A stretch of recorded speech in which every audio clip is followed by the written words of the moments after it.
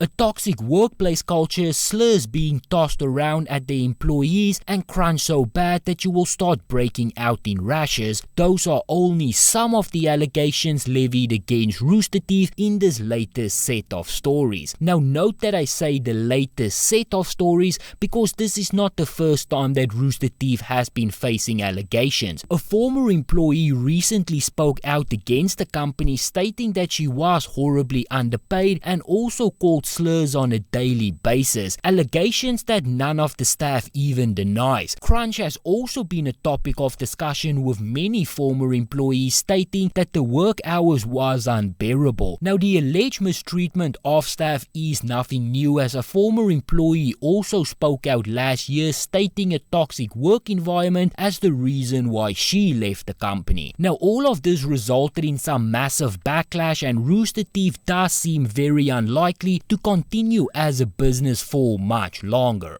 Now with that, let's also just back up a little bit. The Rooster Teeth news has been out for a while now, and I wanted to speak about it when the news first broke, but life also just got in the way. So for some this might be old news, but I also think it is important news nonetheless. A toxic work environment is fun for no one, and having to work in terrible conditions, abused by your bosses every day, while putting in 16 hours a day and not being paid a proper salary is enough to make anybody go crazy. At this point, most people are probably already familiar with the allegations levied against Rooster Teeth, but for those who might have missed it, Kotaku said in their original piece, iconic Halo-inspired web series Red vs. Blue put online content company Rooster Teeth on the map. Over a decade later, it has branched out into gaming, let's plays, reality TV shows, and even anime, but it is also increasingly the subject of allegations over an internal frat boy culture and toxic working conditions. Over the weekend, and by this point it is probably like 2 weekends ago, Rooster Teeth veteran ex-staffer Caden Jensen accused the company of overworking her, underpaying her, and fostering an environment in which she was repeatedly called a homophobic slur. Jensen, who worked at Rooster Teeth from 2013 to July of 2022, said that Warner Bros. The Discovery-owned content company pushed her to crunch 16-hour workdays while paying her barely more than $40,000 a year. In addition to providing few opportunities to spend more time on camera and take on more leadership responsibilities at the company, she said that shortly after starting at the company, she was given the nickname, you can see that for yourself, which was reference to another nickname when appearing on screen. Jensen came out as transgender in 2016 and said that only then was when the nickname was discontinued. Now I don't think that I need to tell anyone why that is terrible. Now this might only be one account from one employee, but there are many more who has spoken up about all of this,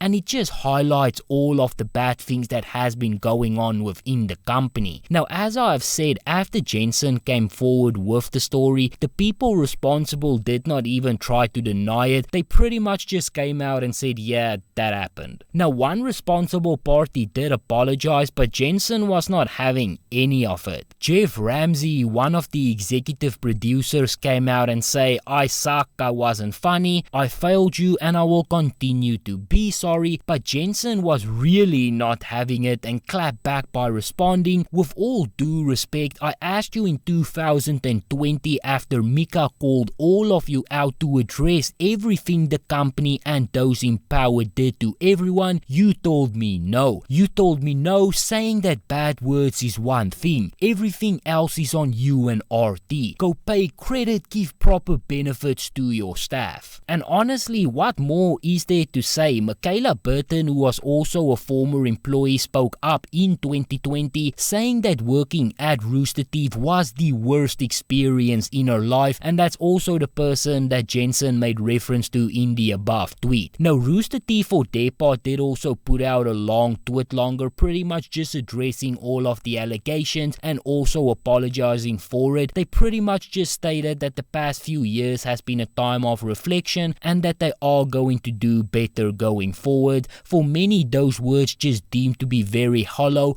considering the amount of times that people have spoken up against them in the past. Now, all of this, as you can imagine, is also having an extremely negative impact on the company, who was already struggling. Massive layoffs has been done not too long ago, and now the company has also announced that they will be putting some content on hold. Rooster Teeth said in a separate statement, the mental health of our team on camera and off camera is vital for the kind of work that we do. With systems in place for team support, we really do our best to take care of our people and regularly allow staff to take time off for their mental health. Teams have been gathering to reflect on what has been said and how they want to move ahead. Discussions have reverberated in the public forum, which has made an impact on our team due to public threats. We choose to support them by allowing some time and space away from the current heightened environment. We are resuming programming slowly and declare the week to offer the team more time to manage expectations with the community. Right now, it is very unclear what the future for this company holds, but as you can imagine that within this economy, with all of the independent online creators growing by the day, an idea like Rooster Teeth might be something of the past.